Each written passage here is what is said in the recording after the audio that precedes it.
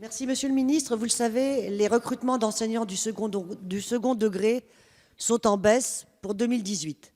Concrètement, ce sont 2600 postes qui sont supprimés par rapport à 2017, soit une baisse de 20%. Vous justifiez cette baisse par le fait que de nombreux postes n'ont pas été pourvus lors des précédentes sessions de concours. Mais cet argument prend le problème à l'envers, s'attachant aux conséquences et non aux causes du manque d'attractivité des métiers de l'enseignement que sont la rémunération, la formation et la considération.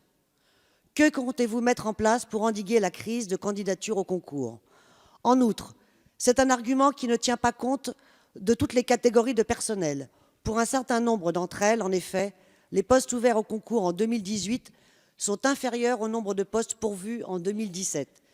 C'est le cas pour les professeurs d'EPS, pour les psychologues de l'éducation nationale, mais aussi pour les postes de conseillers principaux d'éducation, dont les effectifs baissent d'environ 20% en moyenne entre 2017 et 2018. Or, il s'avère que ces décisions comptables, quand il s'agit de conseillers d'éducation, ont des conséquences très réelles et très graves.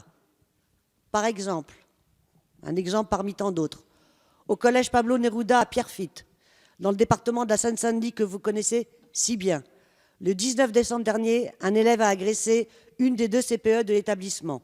Les enseignants se sont mis en grève immédiatement avant les vacances de Noël et dès la rentrée. Ils ont été également soutenus par les parents d'élèves qui ont bloqué l'entrée du collège toute la semaine dernière, et ce, même la nuit. Que demandent-ils, Monsieur le Ministre? Simplement le passage de leur établissement en REP+, et le recrutement d'un 3e CPE, car à l'heure actuelle, il n'y en a que 2 pour 700 élèves. Comment peuvent-ils effectuer leur travail de médiation et de suivi dans ces conditions, dans un territoire qui demande, qui plus est, une attention toute particulière? La vive mobilisation de la communauté éducative et des parents d'élèves montre l'urgence de la situation. Monsieur le ministre, certains établissements ont besoin de plus de moyens et d'un meilleur encadrement pour assurer l'égalité. Allez-vous les leur donner? Vous avez la parole, Monsieur le ministre.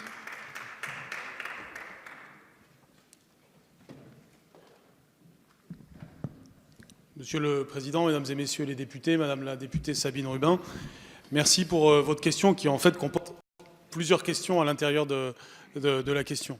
Il y a un sujet structurel, celui de ce qu'on pourrait qualifier de crise du recrutement dans l'éducation, qui n'est d'ailleurs pas un sujet propre à la France. Il y a le sujet plus conjoncturel du budget de cette année. Et puis il y a le sujet du collège Neruda que vous avez donné comme illustration des 2 points précédents. Sur la question structurelle, et qui est au fond la plus importante, c'est-à-dire que faisons-nous par rapport au problème du recrutement en France? Ce problème, comme je le disais, est un problème universel. Tous les pays comparables à la France ont un problème de vivier de recrutement, je pense en particulier aux mathématiques ou aux matières scientifiques, et nous devons effectivement travailler sur la durée pour que ceci change. Et c'est ce que nous ferons. Le temps manque pour donner l'ensemble des éléments de stratégie en la matière, mais j'en donnerai un qui est d'ailleurs très cohérent avec la loi de refondation de l'école de 2013, c'est celui du pré-recrutement. Nous allons faire de nouveaux efforts pour le pré-recrutement, nous allons faire des efforts aussi en matière de bourse, de façon à susciter des vocations le plus en amont possible de la profession d'enseignant. Il y aura bien d'autres choses à faire, mais cela passe aussi par le prestige de la fonction enseignante, qui est une de mes très grandes priorités. Nous devons remettre la fonction enseignante au cœur de la société française par différentes modalités, et c'est aussi notre gestion des ressources humaines qui permettra cela, et de ce point de vue-là, il y a un lien à faire avec la précédente question. Il y a une deuxième dimension de votre question qui est ce que nous avons décidé pour la rentrée prochaine. D'abord, et je l'assume pleinement, notre priorité est au premier degré. La France se caractérise par le fait que ses dépenses en matière d'éducation correspondent à la moyenne des pays comparables de l'OCDE, mais qu'elle dépense beaucoup moins pour son premier degré et un peu plus pour son second degré. Il est donc tout à fait normal que nous ayons fait des choix budgétaires consistant à recruter davantage dans le premier degré à la rentrée prochaine. Lorsque vous regardez le solde des postes devant élèves, il est de plus de 4000 à la rentrée prochaine. Je manque de temps pour la suite de votre question, mais je suis certain que les questions suivantes me permettront de préciser ma pensée.